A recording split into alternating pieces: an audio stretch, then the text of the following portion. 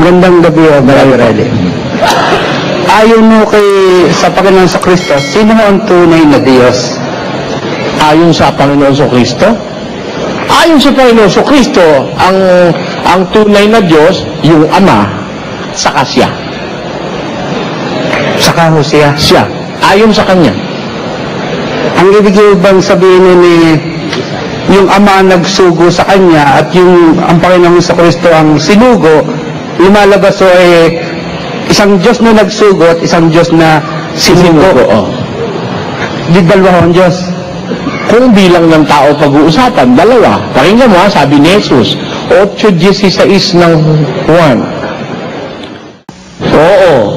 At kung ako'y humahatol, ang hatol ko'y totoo. Bakit? Sapagkat hindi ako nag-iisa. Bakit? Kundi ako at ang Ama. Sabi niya, kung humatol ako, totoo hatol ko. Dahil hindi ako nag-iisa. Kundi ako at ang Ama na tumatahan sa akin. Kaya hindi siya nag-iisa. Hindi iisa. Ang ibig sabihin ay pareho silang Diyos. Oo. Nakasulat Pakinggan mo, uno-uno ng Juan. Nang pasimula, siya ang Verbo. At ang Verbo ay sa Diyos. At ang Verbo ay Diyos. Tamo. Nang pasimula, siya ang Verbo. Yung Verbo sa Diyos. And the Word was with God. And the Word was God. Ang Verbo ay Diyos. Bakit natin natitiyak Diyos nga siya? 2:6. Pakinggan niyo sa Filipos. Na siya, bagamat nasaan niyong Diyos, ay hindi niya inaring isang bagay na nararapat panangnan ang pagkapantay niya sa Diyos. Pantay pa nga sila Hindi man pwede sabihin pantay siya, na siya rin yun. Ginalamit yung salitang pantay sa dalawang entity. Hindi ko pwede sabihin, ang Biblia ko pantay. Wala namang kapantay. Paano mo sasabihin pantay? Pagka ginasabing pantay, may dalawang entity, may dalawang kalagayan na magkapantay. Ang sabi, siya, si Kristo, bagamat nasaan yung Diyos, hindi niya inaring isang bagay na nararapat panangnan ng pagkapantay niya sa Diyos. Kundi bagkus hilubad niya ito. At nag-anyong alipin na nakitulad sa mga tao. Nakitulad siya sa tao. Yung hubarin niya, yung pagkapantay niya sa Diyos, nakitulad siya sa tao. Hindi nga siya tao. Dahil kung tao na siya, ba't man makikitulad pa siya sa tao? Di Diyos nga siya. Dahil nakapantay siya sa Diyos. Yan ang sabi ng Biblia. Hindi, sa 17 ng Juan, 1 at 3. Ang sabi ho nagdarasal ang Panginoon sa Kristo. Tumingala siya sa langit. Sa 17:1, no? At pag tingala niya sa langit, sinabi niya, Ama, luwalhatiin mo ang anak upang ikaw ay luwalhatiin ng anak. Yun ang 1. 2, gaya ng ibinigay mo sa kanya ang kapamahalaan sa lahat ng laman upang bigyan niya ng buhay na walang hanggan lahat ng ibinigay mo sa kanya. At 3, at ito ang buhay na walang hanggan, na ikaw ay makilala nila na iisang Diyos na tunay. Nag-iisang, hindi nag-iisa, iisang. Nakilala ka nila na iisang Diyos na tunay. Di ba? Yun ang nakasulat. Yun ang nakasulat, sigurado ako nun. Di ba? Sabi niya, nakilala ka nila na iisang Diyos na tunay. Tama naman yun, iisa lang naman talaga, Ama ron Nakatingala nga siya sa langit tayong mga tao nasa lupa, nakilala natin doon sa langit, iisa talaga ang Diyos na tunay doon. Kailan? Nandito kasi sa lupa yung anak Kaya iisa yung nandun. Nakatingin siya sa langit, huwag mo kakalimutan yun. Siyempre, bumaba siya wala siya ron. Kaya nga, nung andun siya, nung wala siya ron, sabi niya, makilala ka nila dyan sa langit, isa kang Diyos na tunay. Ito bang pumarito sa lupa? Diyos ba ito? Unang Juan 5:20. At nalalaman natin na naparito ang anak ng Diyos. Wala nga sa langit dahil naparito ngayon, ano sabi sa naparito? At tayo'y binigyan ng pagkaunawa upang ating makilala siya na totoo. at tayo'y nasa kanyan na totoo sa makatwid ay sa kanyang anak na si Hesu Kristo. Yun ang napalito si Hesu Kristo. Ano sabi ron? Ito ang tunay na Diyos at ang buhay na walang hanggan. Mga anak ko, mag-ingat kayo sa mga Diyos-Diyosan. Oh, yun. Marami palang Diyos-Diyosan dito sa lupa. Nung pumarito yung anak ng Diyos, ito ang tunay na Diyos. Tunay na Diyos saan? Dito sa lupa. Dahil marami palang Diyos-Diyosan dito, hindi natin si Jesus. Kaya tinan mo, may tunay na Diyos sa langit, may tunay na Diyos sa lupa. Yung naparito, ito ang tunay na Diyos at ang buhay na wala. Kung lumalabas to Diyos ang Panginoong Jesucristo nung narito sa lupa at dati Diyos na nasa langit na nagkatawang tao, nung siya namatay at bilong binuhay ng Diyos, umakyat sa langit, naluklok sa kanan ng Diyos, ano ngayon ang Kristo nung siya'y nasa kanan ng Diyos? O, pakinggan mo, pareho sila ng grado. 111. Sinabi ng Panginoon sa aking Panginoon, umupo ka sa aking kanan. Ayun, sabi ni David, sinabi ika nung Panginoon sa aking Panginoon. Ilan ang Panginoon? Isang Panginoon na nagsabi at isang Panginoon na pinagsabihan. Ang sabi ng Panginoon, sa aking Panginoon, umupo ka sa aking kanan. Tata mo? Di pareho sila ng grado nung nasa langit na, pareho silang Panginoon. Panginoon yung Ama, Panginoon din naman yung nakaupo sa kanyang kanan. Sino ba yung nakaupo sa kanan? Basa, pakinggan niyo kung sino yung nakaupo sa kanan. Kung kayo nga'y muling binuhay na kalakip ni Kristo, ay hanapin ninyo ang mga bagay na nangasa itaas, na kinaroroonan ni Kristo, na nakaupo sa kanan ng Diyos. Ayun, nakaupo pala si Kristo sa kanan ng Diyos. Tanungin natin ng Diyos, Diyos, yung pinaupo mo sa kanan mo, ano yan? Ang Diyos ang tanungin natin, ha? Pinaupo mo si Kristo sa kanan mo, ano ba yung nakaupo sa kanan mo? Pwede sumagot? Tinan mo ang sabi ng Diyos, ha? Hindi ikaw, ang Biblia sasagot. Ako nagtatanong, di Biblia sasagot, hindi ikaw. Kung ikaw ang pasasagutin ko, hindi na ako pupunta sa lipa, kapatid. Ha? Di ba? Ang tanong ko, nung paupuin ng Diyos si Kristo sa kanyang kanan, ano ang tawag nung Ama o nung Diyos doon sa nakaupo sa kanan niya? 1:8 ng Ebreo. Ngunit tungkol sa anak ay sinasabi. Tungkol sa anak, sinasabi. Ang nagsasabi yung Ama. Ano sabi nung Ama sa anak? Ang iyong luklukan, O Diyos, ay magpakilanman. Nakita mo, ang tawag nung Ama sa anak, Diyos. Ang iyong luklukan, O Diyos, ay magpakailanman. Sabi nung Ama sa kanyang anak. Brother Eli, doon sa 80 ng awit, talatay 17. Ang sabi na nasa kanan daw ng Diyos, babasahin ko, mapatungnawa ang iyong kamay sa tao na iyong kinakanan. Ayun. Sino yon? Ang nasa kanan daw ho ng Diyos ay hindi Diyos at tao. Mali, kapatid. Walang ganun ang nabasa mo. Basahin ko ulit. Ulitin mo. Mapatungnawa ang iyong kamay sa tao na iyong kinakanan. Kinakanan, hindi ka nasa kanan. Iba yung kinakanan sa nasa kanan. Huwag mong bibiglain. Ha? Huwag bibiglain. At saka yan, tao yan. Tao yan. Ano? At ang panalangin, mapatungnawa ang iyong kamay sa tao na iyong kinakanan. Hindi si Kristo yan. Kasi si Kristo, bago pumanik sa langit, pinatungan na ng kamay ng Diyos. Yan hindi pa napapatungan eh. Paano naman? Mapatungnawa. Hindi pa napapatungan yan. Paano mo sasabihin si Kristo yan? Yan lang iniligaw ka ng pastor mo sa iglesia ni Kristo. Ay, di ako iglesia ni Kristo. Hindi. Yun na ang puntar yan.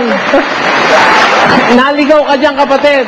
Kasi, iba yung kinakanan kaysa sa nasa kanan. Ano? Itong si Kristo, nakaupo na sa kanan. At bago umupo, pinatungan na ng kamay. Dito pa sa lupa, pinatungan na ng kamay si Jesus ng Diyos.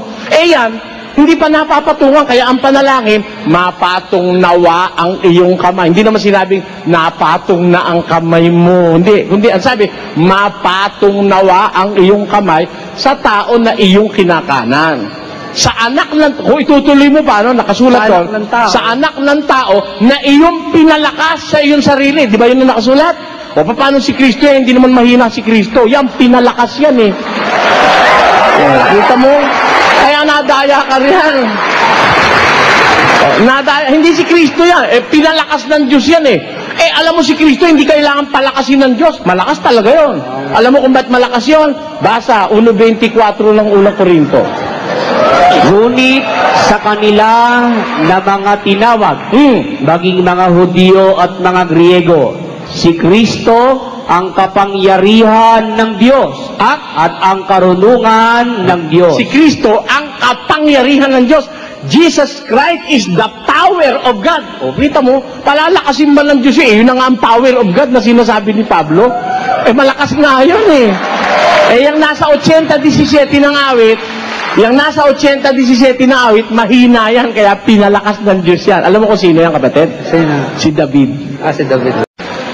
Kung lumalabas ay Diyos ang Panginoong Kristo nung narito sa lupa at dati Diyos na nasa langit na nagkatawang tao, nung siya namatay at bilong binuhay ng Diyos, umakyat sa langit, naluklok sa kanan ng Diyos, ano ngayon ang Kristo nung siya'y nasa kanan ng Diyos? O, pakinggan mo, pareho sila ng grado. 111. Sinabi ng Panginoon sa aking Panginoon, umupo ka sa aking kanan. Ayun, sabi ni David, sinabi ika nung Panginoon sa aking Panginoon. Ilan ang Panginoon? Isang Panginoon na nagsabi at isang Panginoon na pinagsabihan. Ang sabi ng Panginoon, sa aking Panginoon, umupo ka sa aking kanan. At mo, di pareho sila ng grado nung nasa langit na, pareho silang Panginoon. Panginoon yung Ama, Panginoon din naman yung nakaupo sa kanyang kanan. Sino ba yung nakaupo sa kanan? Basa, pakinggan niyo kung sino yung nakaupo sa kanan. Kung kayo nga'y muling binuhay na kalakip ni Kristo, ay hanapin ninyo ang mga bagay na nangasa itaas, na kinaroroonan ni Kristo, na nakaupo sa kanan ng Diyos. Ayun, nakaupo pala si Kristo sa kanan ng Diyos. Tanungin natin ng Diyos, Diyos, yung pinaupo mo sa kanan mo, ano yan? Ang Diyos ang tanungin natin, ha?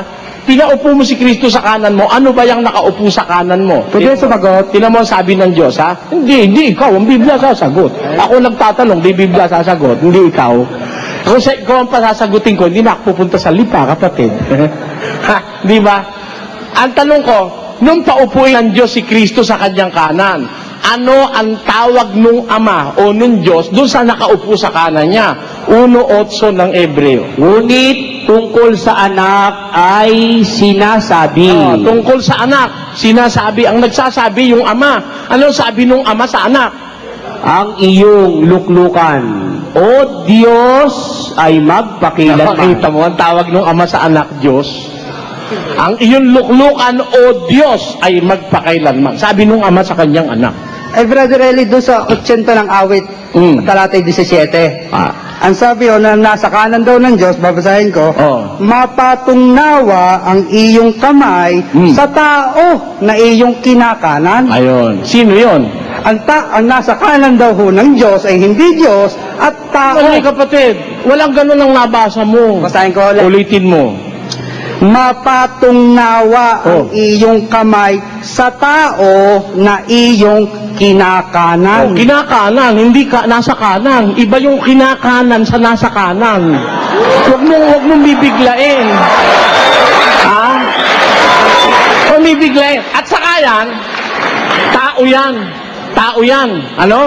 At ang panalangin, mapatungnawa ang iyong kamay sa tao na iyong kinakanan. Hindi si Kristo yan. Kasi si Kristo, bago pumanik sa langit, pinatungan na ng kamay ng Diyos. Yan hindi pa napapatungan eh. Paano naman? Mapatungnawa. Hindi pa napapatungan yan. Paano mo sasabihin si Kristo yan? Yan ang iniligaw ka ng pastor mo sa iglesia ni Kristo. Ay, di ako iglesia ni Kristo. Hindi. Yun ang puntar yan.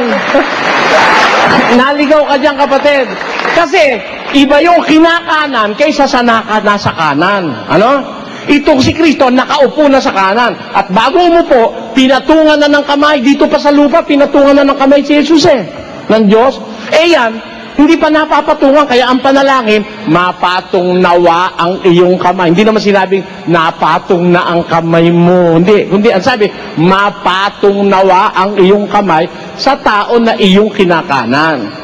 Sa anak ng, kung itutuloy mo pa, no, nakasulat doon, sa anak ng tao na iyong pinalakas sa iyong sarili. Di ba yun ang nakasulat? O paano si Kristo yan? Hindi naman mahina si Kristo. Yan, pinalakas yan eh. Kita mo? Kaya nadaya ka riyan.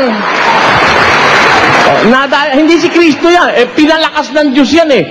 Alam mo si Kristo, hindi kailangan palakasin ng Diyos. Malakas talaga yon. Alam mo kung ba't malakas yon? Basa, 1.24 ng unang Korinto. Ngunit sa kanila na mga tinawag, maging mga Hudyo at mga Griego, si Kristo ang kapangyarihan ng Diyos at ang karunungan ng Diyos. Si Kristo ang kapangyarihan ng Diyos.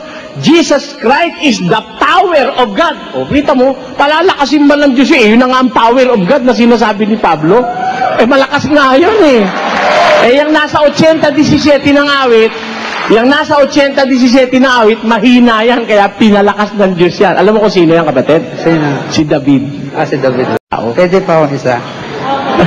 Pagbigyan naman natin yung iba kasunod. Last na lang ako. Sige. Baka sabihin may sumusuko ako eh. Hindi naman. Sige.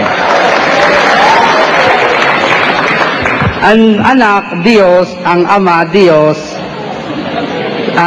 Pantay ba ang kapangyarihan nila? Of course, hindi.